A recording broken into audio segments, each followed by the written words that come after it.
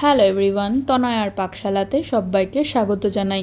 যারা first time চ্যানেলটা visit করছো তাদের কাছে অনুরোধ রইল চ্যানেলটা সাবস্ক্রাইব করো, পাশে থাকা বেল আইকনটি প্রেস করো যাতে নতুন নোটিফিকেশন তোমাদের সামনে চলে আসে। এই পুজোর 4টে দিন এবং বিজয়া দশমী সমেত এই কটা দিন বেশ একটু রিচ খাওয়া দাওয়া কিন্তু আমাদের হয়েই গিয়েছে। তাই হেলদি কিছু খুঁজছো ব্রেকফাস্টের জন্য? শুধু ব্রেকফাস্ট কেন, এটা তোমরা ডিনারেও খেতে পারো। আজকে কিন্তু একটা হেলদি রেসিপি নিয়ে হাজির হলাম। তার জন্য দেখো এখানে আমরা নিয়েছি একটা মিক্সিং বোল, যার মধ্যে একটা বাটি মেপে নিচ্ছি 200 গ্রাম সুজির প্যাকেট। এখানে আমরা 200 গ্রাম মতন সুজি ইউজ করলাম। তোমরা চাইলে এখানে কোয়ান্টিটিটা তোমরা তোমাদের মতন আন্দাজ করে দিও। এই বাটি মেপেই 1 বাটি মতন নিয়েছিলাম চিড়ে। চিড়ে 2 রকমের হয়, তোমরা আশা করি জানবে। একটা পাতলা চিড়ে, একটা মোটা চিড়ে। এটা মোটা চিড়ে, যেটাকে খুব ভালো করে জল দিয়ে ধুয়ে কিন্তু একটু ভিজিয়ে যখন নরম হয়েছিল তখন এইভাবে স্কুইজ করে কিন্তু আমরা একদম ড্রাই করে রেখে দিয়েছি। তোমাদের হাত দিয়ে চিপে দেখিয়ে দিয়েছি কতটা পরিমাণে কিন্তু এটা নরম হয়ে রয়েছে, মানে একদম ভেঙে যাচ্ছে। এবার দেখো কিছুটা গুঁড়ো দুধ নেওয়া হয়েছিল। এবার এই মিক্সি জারের মধ্যে কিন্তু 200 গ্রাম মতন দিয়ে দেবো এই সুজিগুলো। এবার বাকি এখানে 2টো মতন আমরা নিয়েছি আমুল স্প্রে। তোমরা চাইলে আমুলিয়াও নিতে পারো, কোনো অসুবিধা নেই। এবার দেখো এইভাবে একটু মিক্সার জারে ভালো করে এটাকে একটু গ্রাইন্ড করে নিয়ে এটাকে কিন্তু একটু গুঁড়ো করে নিতে হবে। দিলাম সামান্য পরিমাণে একটু নুন, আর দেবো এর মধ্যে 1 চামচ মতন গাওয়া ঘি। এখানে ঘিয়ের বদলে তোমরা চাইলে বাটার দিতে পারো, বাট এখানে ঘিটা কিন্তু বেশ ভালো লাগে খেতে। এবার হাতের সাহায্যে খুব ভালো করে কিন্তু আমাদেরকে এটা মাখতে হবে। চিড়ে প্রথমেই তোমাদের চেপে দেখিয়ে দিয়েছি যে চিড়ে কিন্তু একদম সফট হয়ে গিয়েছে আর খুব সুন্দর কিন্তু বেশ মেখেও যাচ্ছে। আর দিলাম 1 চামচ মতন গোটা জিরে। দেখো এইভাবে হাতের মধ্যে দিলাম, এটা কোনো রোস্টেড না, একদম কাঁচা জিরে। আর কিছু কারি পাতা নিয়েছি, যেগুলোকে আমরা হাতের সাহায্যেই এইভাবে বা তোমরা তোমাদের মতন করে একটু চপ করে এর মধ্যে দিয়ে দিতে পারো। চাইলে কিন্তু তোমরা এর মধ্যে একটু মিষ্টি দিতে পারো, অথবা তোমরা চাইলে ধনেপাতা কাঁচা লঙ্কাও দিতে পারো, অথবা এর মধ্যে চিলি ফ্লেক্সও দিতে পারো। আমরা এগুলো কোনো কিছুই ব্যবহার করলাম না। এবার মিক্সার ধোয়া সেই জলটা বলতে পারো, যে দুধটা দিয়ে আমরা গুঁড়োটা করেছিলাম সেই জল দিয়ে কিন্তু আমাদের এটাকে একটু আটার মতন করে মেখে নিতে হবে। দেখো একদম আটার মতন করে সুন্দর কিন্তু একটা শক্ত ডো তৈরি হয়েছে।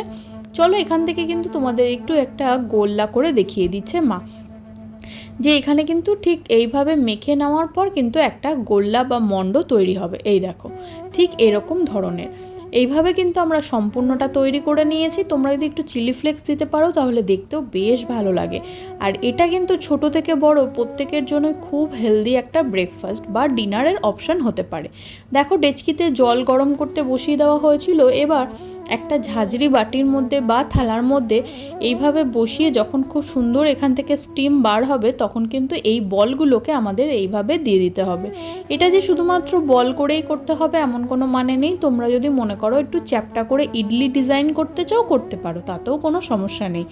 দেখো এইভাবে কিন্তু সম্পূর্ণ কয়েকটা মতন দিয়ে দেওয়া হলো, কারণ এগুলো ফুলবে সেই কারণে একটু ফাঁকা ফাঁকা করে রেখে 10 মিনিট অপেক্ষা করার পর দেখো আমাদের এটা কিন্তু একদম রেডি। তোমরা যদি এটাকে চেক করতে চাও তাহলে কিন্তু একটা টুথপিক দিয়ে চেক করতে পারো। দেখো খুব সুন্দর কিন্তু এটা আমাদের সিদ্ধ হয়ে গিয়েছে। এবার এগুলোকে একটা প্লেটে আমাদের কিন্তু ট্রান্সফার করে নিতে হবে, কারণ এটার মধ্যে আমরা যেহেতু ছক দেব তার জন্য এভাবে দেখো আমরা প্লেটে তুলে নিলাম আলাদা করে। সেম প্রসেসে আবারও কিন্তু বাকি যে কটা ছিল সেগুলোকে এইভাবে কিন্তু আমরা একটু সাজিয়ে এর মধ্যে দিয়ে ঢাকা চাপা দিয়ে আরও 10 থেকে 15 মিনিট মতন অপেক্ষা করব। এবার একটা ফ্রাইং প্যান নিয়ে যার মধ্যে দিয়ে দিলাম 1 চামচ মতন বাটার। তোমাদের প্রথমেই বলেছিলাম যে তোমরা চাইলে কিন্তু ঘিয়ের বদলে বাটারের অপশানও দিতে পারো, সাদা তেলটা না দেওয়াই ভালো। দেখো বাটার কিন্তু শরীরের জন্য ভীষণ ভালো, ঘিও আমাদের কিন্তু শরীরের জন্য বেশ ভালো। বাটারটা খুব ভালো মেল্টেড হলে কিন্তু এটাকে গ্যাসের ফ্লেমটাকে একদম মিডিয়াম টু লোতে করেই কিন্তু আমাদের কাজটি করতে হবে, নইলে বাটারটি জ্বলে যাবে। এবার এর মধ্যে ছকের জন্য দিলাম কালো সর্ষে দিতে পারো, কিন্তু আমাদের কাছে কালো সর্ষে ছিল না তাই সাদা সর্ষে দিলাম। এখানে কিন্তু এরকম কোনো ব্যাপার নেই, তোমরা চাইলে কালো সর্ষে দিতে পারো। 1 চামচ মতন কিন্তু দিয়েছিল সাদা সর্ষে, যেটাকে খুব ভালো করে কিন্তু একটু পুড়িয়ে মানে পোড়া পোড়া মতন করে নিলে বেশ ভালো স্মেলটা আসে। দেখো এইভাবে কিন্তু একটু নাড়িয়ে চাড়িয়ে মা খুব ভালো করে এটা যখন পোড়া পোড়া হয়ে আসবে তখন দেখো একটু কালারটাও চেঞ্জ হয়ে গিয়েছে। এবার এর মধ্যে দিয়ে দেবে বেশ অনেকখানি পরিমাণে কাঁচা লঙ্কা।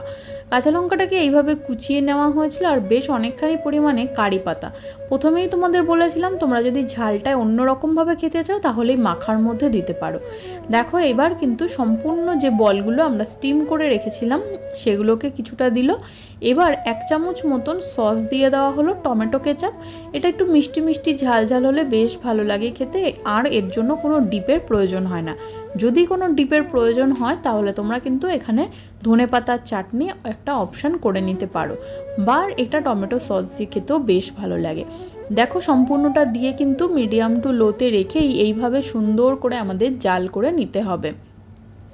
একটু ভালো যখন ভাজা ভাজা মতন হয়ে আসবে তখন কিন্তু এগুলোকে আমাদের ট্রান্সফার করে নিতে হবে একটা বাটির মধ্যে।